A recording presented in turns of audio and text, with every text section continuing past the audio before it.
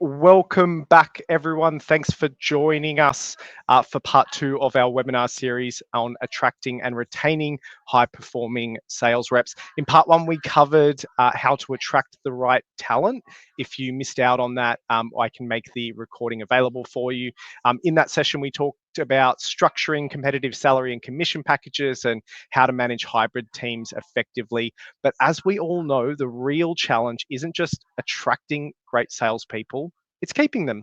So that's why today's session is focused on retention is the new recruitment in today's competitive market. Your competitors aren't just coming after your customers, they're coming after your best people too. So how do you keep them engaged, motivated, and loyal? Here's what we'll be diving into today: how to build a strong employee value proposition that goes beyond surface level perks, that truly speaks to what sales reps want.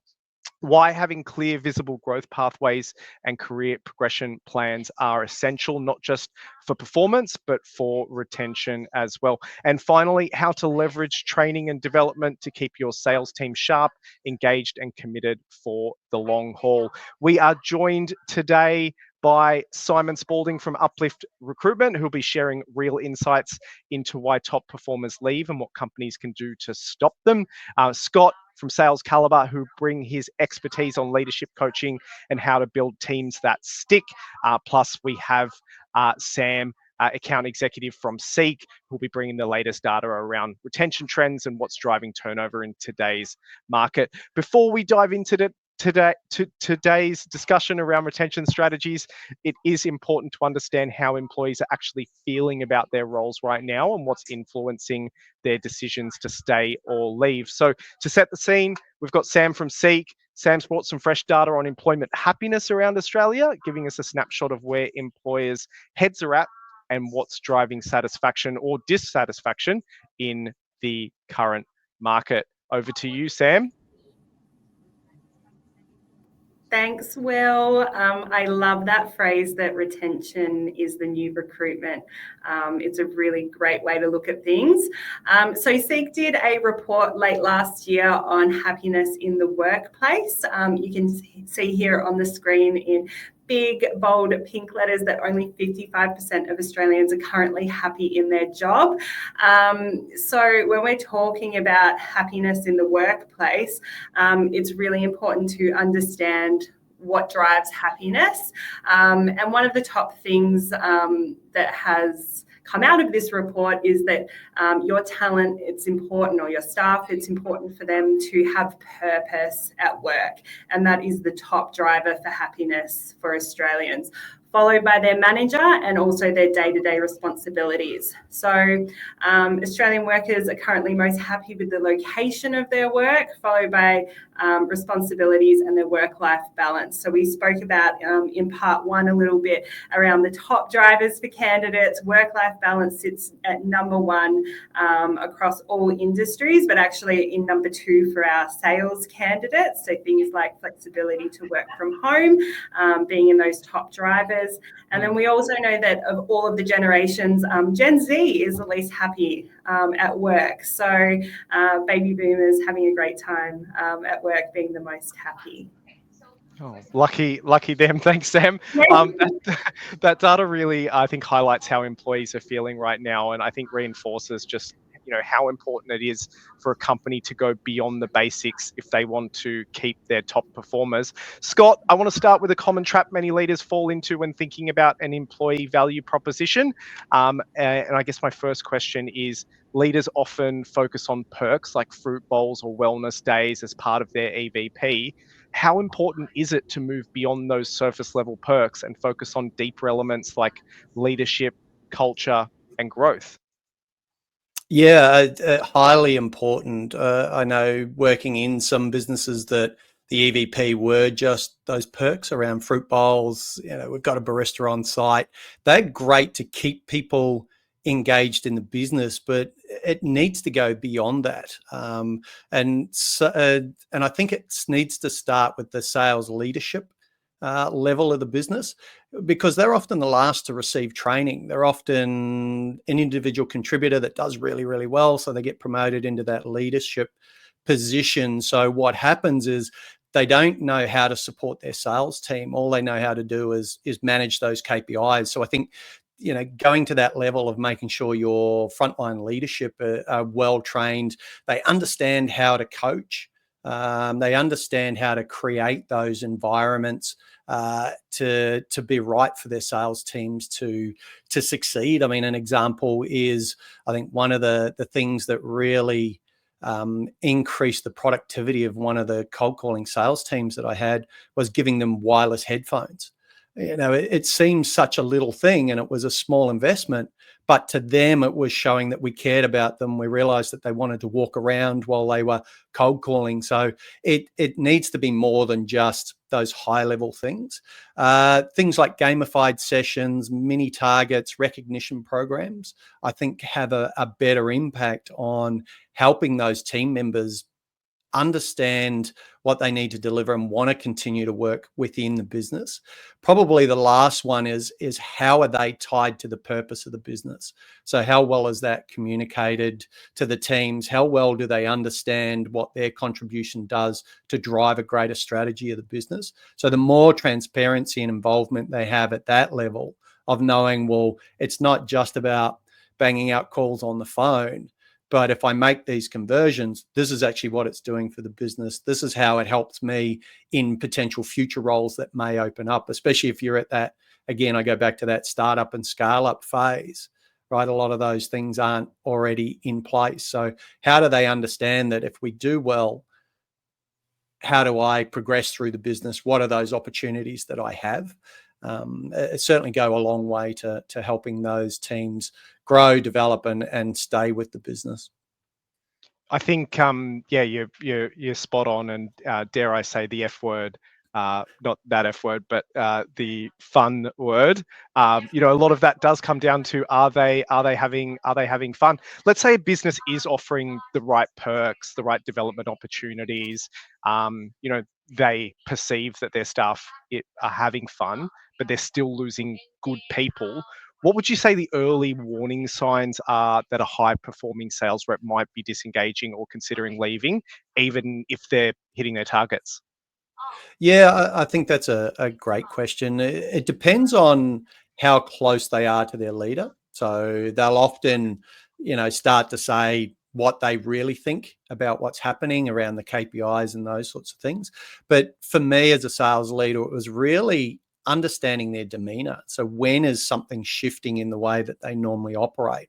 When do they seem down? Being a little bit more in tune to them from a personal level as opposed to just a KPI metric.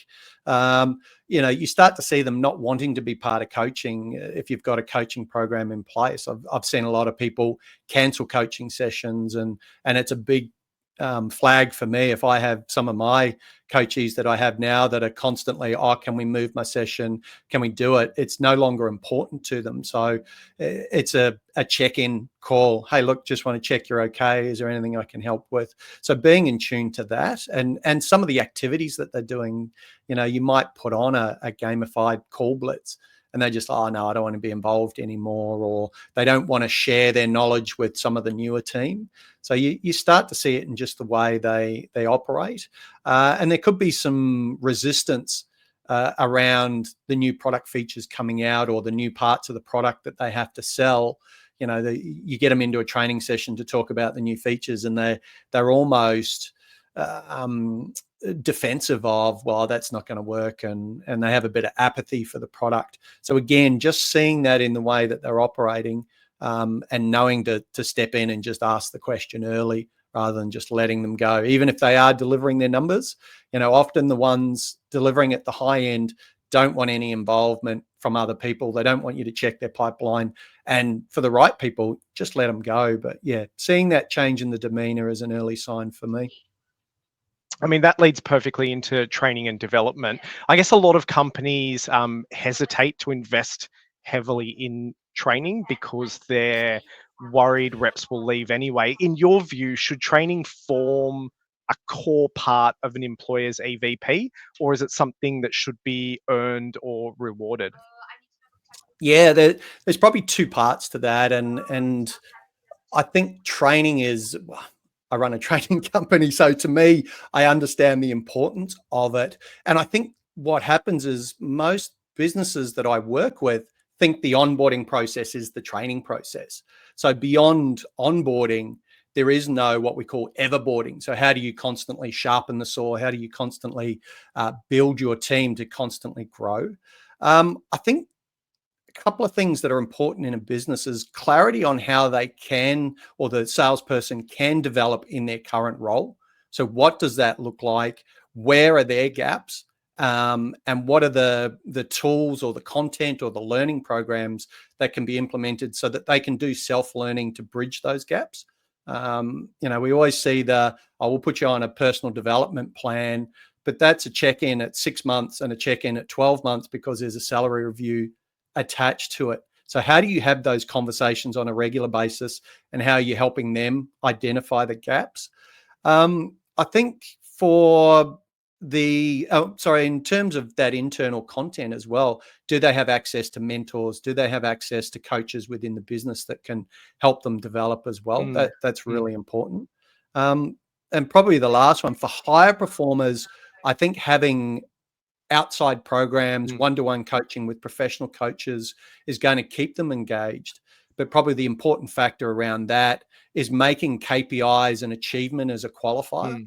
And that's what makes it a win-win for the business. A lot of people think, I put all this training into it and you go and leave me for 10K extra at another business. Well, that's, not reflective of the training. It's because it's not being implemented. And how do I qualify for better opportunities to train? And for those leaders who are still hesitant or worried about spending money training someone who might walk away, what would you say to them? Probably my two favorite quotes that are out there. First one, I'm not sure who quoted it, but someone asked the question, if I train them and they leave, what's that going to cost to the business? The flip side is if you don't train them and they stay, that's going to be a bigger cost to the business. So I've always had that mentality in mind that if I train them and they develop more, they're going to drive more revenue or drive more outcomes for the business. But if I don't train them and they stick around, they can be detrimental. And then the second one, Richard Branson always coined this, train them so that they can leave, but treat them well enough that they don't want to. So again, it comes back to that environment we're talking about. If you're providing the right mentor programs, coaching programs, clarity around what they need to do to be successful, and the capabilities that they need, then they're going to want to stay. So that investment in training is actually going to pay off in having better trained team members that can actually deliver that and often bring better results for the business in the long term. Yeah, lovely. Now, look, we've obviously talked a lot about how to retain top sales talent once they're part of a team, but so much of retention starts well before day one during the recruitment process. Simon, you're on the front line. You're having these conversations every day. So let's dig into what you're hearing from candidates themselves. First up, what are candidates telling you about why they want to leave their current roles? Is it money? Is it culture? Is it leadership? Or is it something else entirely? Yeah, thanks, Will. And Scott, some great points there. Some of the stuff you mentioned definitely ties in with some of the ideas that I've brainstormed over the last couple of weeks. Look, there's obviously we could probably spend a whole session just on this alone, but I think like the most common ones and easy ones would be, as we talked before, unclear or unfair commission structures. So money and earnings, essentially. Reps, if they feel like the earning is obviously capped, inconsistent or unfairly structured, that's going to impede on that.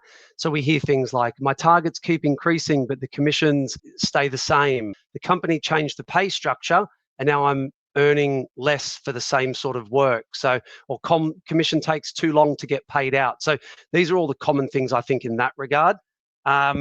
Obviously, to touch on some of the stuff that Scott did, poor leadership and general lack of support. I think good sales teams rely on strong leadership, mentorship, and clear direction as well, especially when they're getting started out in their career. And if their manager is too hands-on or too micromanaging, they're more than likely going to leave. So we would hear things in poor leadership, lack of support type reason. Things like, I don't get any coaching, it's just pressure, hit targets, hit targets. The leadership are changing strategies all the time, and it's hard to kind of plan ahead, and that's impeding my abilities there, or my chance to hit target and things like that. Or just, general, there's no career growth, it's just hitting numbers and there's no path forward. Toxic culture, we've all worked, I think, with people that would be classed as maybe being toxic, where it's sort of, or the business as well, sell at all costs, even if you have to mislead customers. Oh, I'm going to steal. I've heard horror stories about the early days of recruitment where, you'd lock resumes in drawers. This is back when you'd print CVs. But yeah, like lock your resume in your drawer because that colleague could steal it and, send them out to another. So yeah, terrible stuff.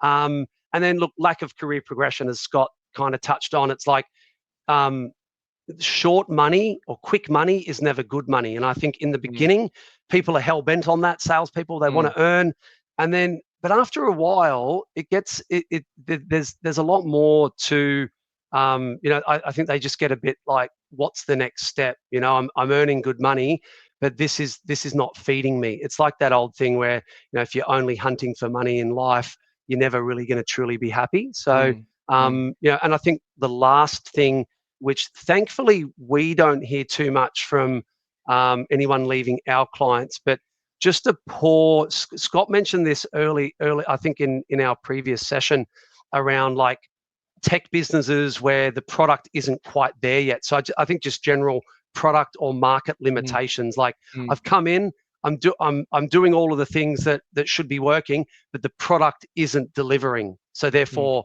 like, what am I to do to obviously work with that? Or the competitors have a much more robust product, and I'm getting in front of these demos and I'm losing out every single time. So yeah, I could go on, Will. I could go on. How some really, really good points there. How do you think the role of an EVP what role does an EVP play in the recruitment process? So are companies doing enough to articulate and strengthen their EVP during the hiring process to set themselves up for long-term retention? And maybe can you give us an example of a particular client who might get this right and how it impacts candidate engagement? Yeah, look, I'll touch on the first part, and then I'll probably better to give an example in this regard. But I think generally most companies aren't focusing enough on a true employee value proposition. They'll talk about money and commission, but they're not talking about any of those deeper things that will really keep someone at the company long term. And what people in 2025 are really, looking for. It isn't as much about that as we've seen with some of the trends.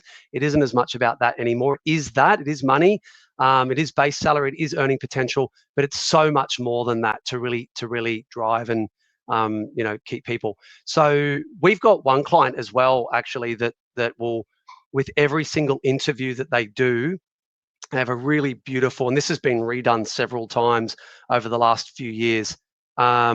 So they're constantly looking at it and tweaking it and making it obviously look quite nice as well.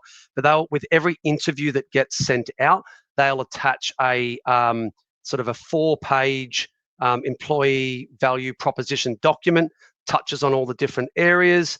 And they even send out a really funky interview guide as well, which I think is quite nice. It just shows people before they even meet the client, before they even jump on, like, wow, they've actually taken the time to send this. And they're actually helping me for the interview. They're not trying to like make me slip up or make me feel really uncomfortable. It's like, here's a little bit of a guide of the things that we might want to focus on and touch on. It's almost a little bit of a wink, wink, go and do some research, have a look at our mission and value statement and who we are. But look, there was, from an example point of view, there was a tech business recently that we were working with. They overhauled their EVP. They focused more on clear career progression. So like an actual structure from SDR all the way up to sales manager, the timeline and what people would need to achieve to be able to get there, and actual tangible success stories as well. And again, like, you're starting as an SDR, there's not that many sales management roles, right? So it may not happen, but they're showing that pathway, and they can back it up with tangible stories. Transparency, again, as we've spoken about, and commission and salary is obviously a given. The work-life balance commitment, again, actually going through flexible start times and hybrid and things like that. Authenticity in their culture, so not just saying like, oh, we've got a great culture, it's really good. Again, they're actually showing, they're giving some examples. I mean, everyone says that, right? Well, I've got a great culture. We got this type of culture or that type of culture. So, focusing on that authenticity and providing, again, some testimonials or some examples with that. And then the L&D piece is huge. Not just upfront training, and that's very important, but the ongoing training and development throughout their time in their current role, but in their future roles. I just quickly, like, I think a lot of people are thrust into management without any real training, and that was the same for me, where I worked for 8 years before starting Uplift. I was a top performer, and I was thrown into a general management role, and a lot of that sort of working all these things out. There was no external courses or any other mentorship aside from like what I did myself. But with this tech business, they did those things. They implemented that. They saw a 35% increase in acceptance rates. New hires stayed longer, right? So from our point of view, it's great because we're putting people in there, and a lot of the time it does come back to the recruiter, like, you didn't give us a good candidate. And like, we will obviously wear that, but a lot of the time it is, I mean, it's once we've passed that person across, it is also up to the company to work with them on that. So they actually saw a lot of improvement in their overall retention of their staff. And then lastly, which is something that pretty savvy candidates will come back to us on, Google and Glassdoor reviews and things like that. They started to get improvements in their Glassdoor reviews, which then in turn improved their employer branding piece. Yeah, I do think, even from an agency perspective as well, and as a leader watching consultants and resources work on roles where there is a tangible EVP that's in front of them, they're able to speak much more passionately about the role, and those top performers that are weighing up option A or option B, quite often that's something that will help get them over the line. In your opinion, from your experience, if you were to give a hiring manager or a business one key piece of advice when advertising or recruiting for a sales role, what would it be when it comes to clearly conveying their EVP to a candidate? Or in an advertisement you're talking about, in an ad or on the phone, or like what bit of advice could a hiring manager, like, let's say there's a hiring manager, they don't have a formal EVP or anything written down, or maybe they are reaching out to use an agency, or they're going to recruit themselves. What bit of advice would you give them to help them in that process so that they can convey a strong EVP to a candidate? Yeah, well, obviously, like, taking the time to provide a document and talk through it and answer the questions from the recruiter or from the potential candidate as well. Obviously, if you're advertising, including it in advertisements and in your social media and things like LinkedIn and whatnot, very, very powerful, because most candidates will go on and have a quick stalk on LinkedIn at the company. Certainly, if they're doing their proper due diligence, and they can actually see that there live as well. But yeah, look, just taking the time to talk through it and work on that and ask questions as well. Like, are we, how does this stack up to your, the other clients that you might be working with, or how does this stack up to where you're working at the moment, and getting that actual feedback from people in the market. You can obviously do internal ones with existing staff, but there's nothing like actually getting that feedback from people that are out in the market, that are coming obviously from competitors, or in our position, we're working with different companies in a multitude of different industries as well, every single day. So we're hearing a lot of different things, and just that one piece, that one thing that one company is doing, by simply being able to chat with a hiring manager on that, could be the catalyst between hiring 3 great hires and they stay for 5 years, and continuing to wallow in in high people leaving quite often. Thanks, Simon and Scott. I think some really valuable takeaways there on how EVP leadership and growth opportunities all play a pretty pivotal part in why candidates stay or leave. To tie that all together, it's not just about avoiding pain points, it's also about knowing what genuinely drives employee satisfaction and happiness. So to give us a clear picture on what's motivating employees today, I'm going to hand it back over to Sam, who's going to share some fresh data on the top 3 drivers for employer happiness. Sam, over to you. Thanks again, Will. I absolutely loved everything that Simon and Scott said earlier. I think that all ties so nicely into the happiness, workplace happiness report that Seek did recently. And if we're just touching on some of the main drivers, or the top 3 drivers, that shows us that purpose is why we come to work. Manager is who we're reporting to at work, and then also those day-to-day responsibilities. So I could speak for a whole session on, promoting and highlighting your EVP and your Seek ads. But when we're looking at, your roles as a whole, especially with sales roles, we know that there's always going to be KPIs there that need to be met, but looking at it a more holistic view, and as both Simon and Scott said, looking at what sits outside of those KPIs. So purpose, management, company culture, stress levels, all of those things that are listed there on the right-hand side are really important to take into consideration. And having a really strong EVP means that you can tie that in with your employee reviews, performance reviews, So whether you're doing that biannually or annually, if you have a strong EVP, you're able to really pull on that and make sure that the candidates are meeting those points that align with your business as well. So really great recommendations and suggestions from both Simon and Scott there. Yeah, lovely. Thanks, Sam. Look, I think the top drivers really highlight how much purpose and leadership influence employee happiness and retention. Scott, I want to deep dive into exactly how we as leaders can structure teams and environments to deliver on that sense of purpose and growth for salespeople.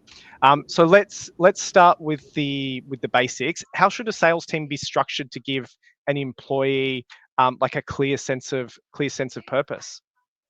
Yeah, and it goes back to what we talked before. Just simple structures that you can put in place now is just regular coaching and conversations with the leaders, and talking around reinforcing how company purpose and strategy actually aligns with their own purpose and goals. I think we sit and we think they're just there to earn money and don't actually get deep enough to understand, well, what is their purpose? What are their goals they're trying to achieve? And starting to calibrate and align that with company purpose. And, through my coaching, that thought process that salespeople are just driven by money, we'll just give them bigger OTEs, we'll just give them bigger salaries, that'll buy us the skill set or the results that we want. Coaching teams and clients myself, it tends to be more about what that money does for them to achieve their own personal goals and their own purpose, and even just lifestyle. Like I remember having a sales team and we did an actual goals board or a purpose board. And I got them to put images up on the things that they're trying to achieve now. And one person had wanting to buy a unit. One of the other guys had an engagement ring. So that money wasn't about earning money because I like earning money. It gave me this opportunity to create a life with my partner that I wanted to propose to. So understanding that at a deeper level, I think is how you set that structure. And those conversations just keep to fostering that.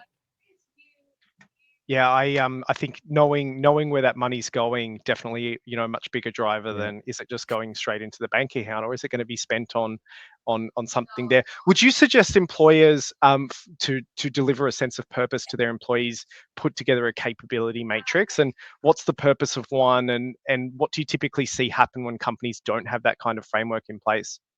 Yeah, it's a great one. I think businesses that understand or know of capability matrix think that they are these big, long-winded parts to HR that we have to jump hoops through. But for me, a capability matrix is just a core listing of the skills needed to be successful in a role. And then it's mapped across each role. So between what are the core skills that we need and what are the specialist skills that each role needs. What it does is actually give visibility on the team members' gaps. So understanding, well, where are they strong in those capabilities? Where are they potentially need development in? And they can focus on those to grow and achieve success in their current roles. But it also gives visibility of, well, if I want to be a sales leader, these are the core skills, these are the specialist skills I need. So then they can start to build their own development plans, whether that be through internal content or whether it be external content, that they can then start to self-learn, to give themselves the skills, to give them every opportunity to be successful in the next role that they want. It also allows them, if they want to transition into other career choices, because we know new generations of team members coming through, it's not about working 40 years in the same role. So how do you give them the opportunity to learn the skills for other roles that they may want? And as those opportunities come up, you're now developing and recruiting from within into some of those other roles within the business. So it helps keep longevity in the business. I think in terms of understanding what it is, it's understanding key criteria from the start. So job description, what's your key criteria on your job description? And if you don't have a clear job description, Seek is an awesome place to do research on what other roles in the market are and what are the key criteria on those roles. So I think once you understand those key criteria, you can then start to put together, well, what are the core capabilities we need, map it across those roles. If you don't have one, then your training becomes ad hoc. It becomes, we throw training at people because we think they need it. And what you end up having is a room full of people.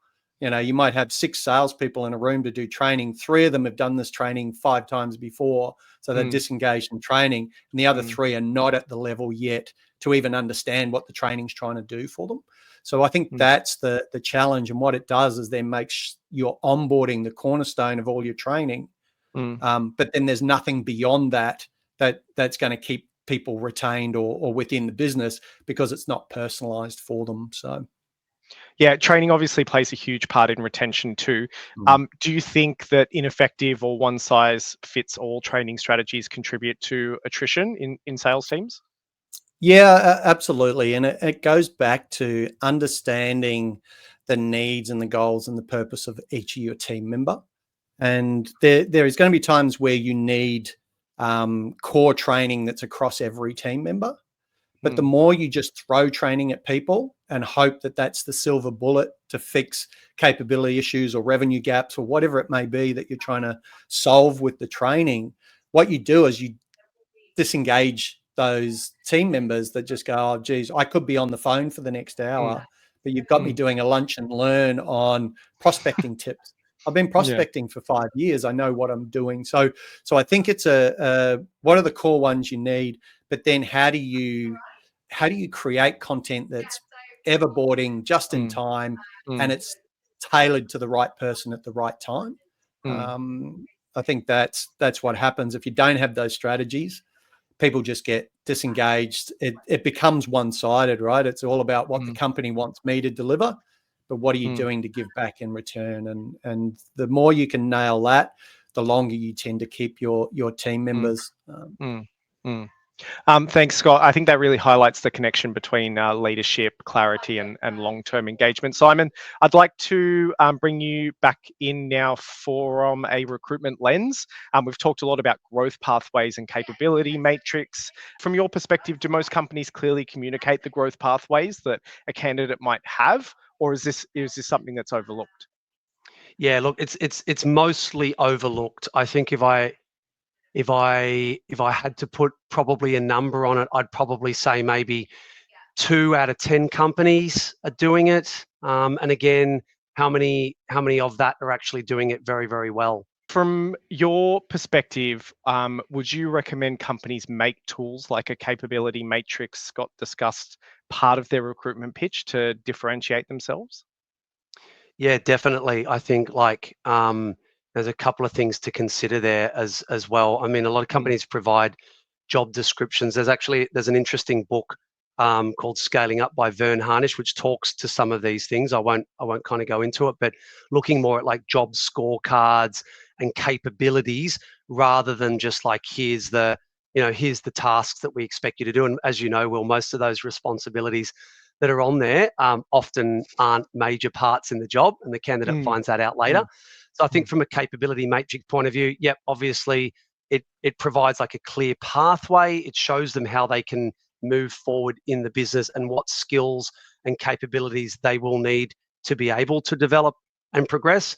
And that mm, that obviously the knock-on effect from that is it builds trust and sets those clear expectations from the beginning. So again, mm, everyone wants to hire like top quality salespeople. So in that regard, the top quality salespeople are looking for things like that before they obviously commence.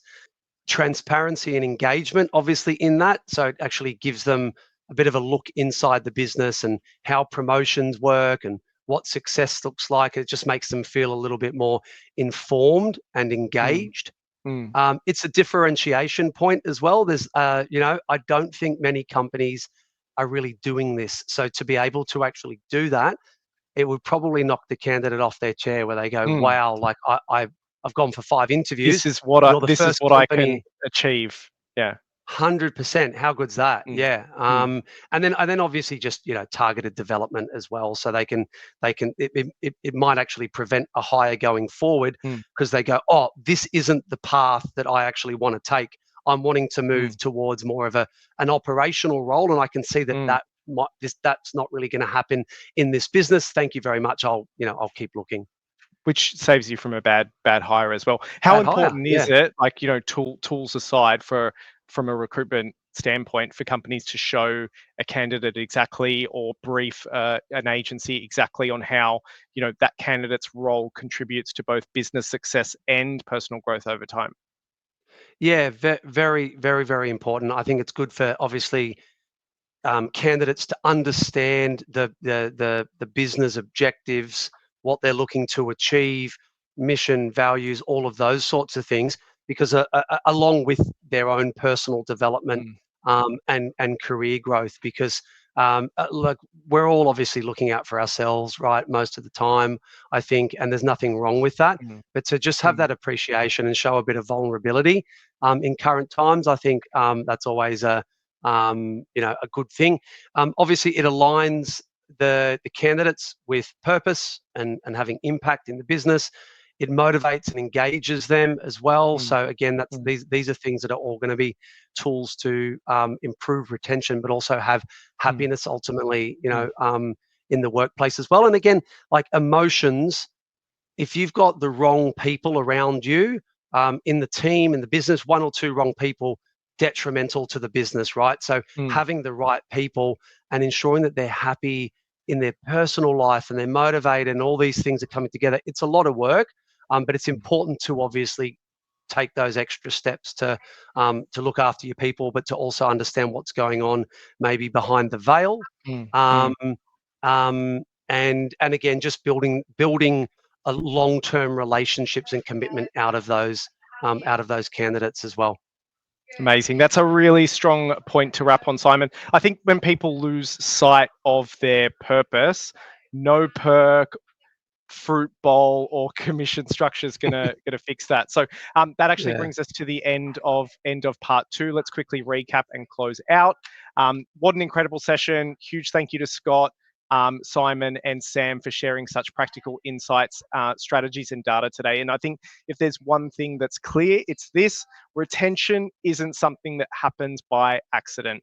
It's intentional. It's built on how you coach, how you create pathways for growth, and how you communicate your EVP every single day. Some key takeaways to leave you with. One, are you offering more than just perks? Does your EVP speak to purpose, growth, and culture?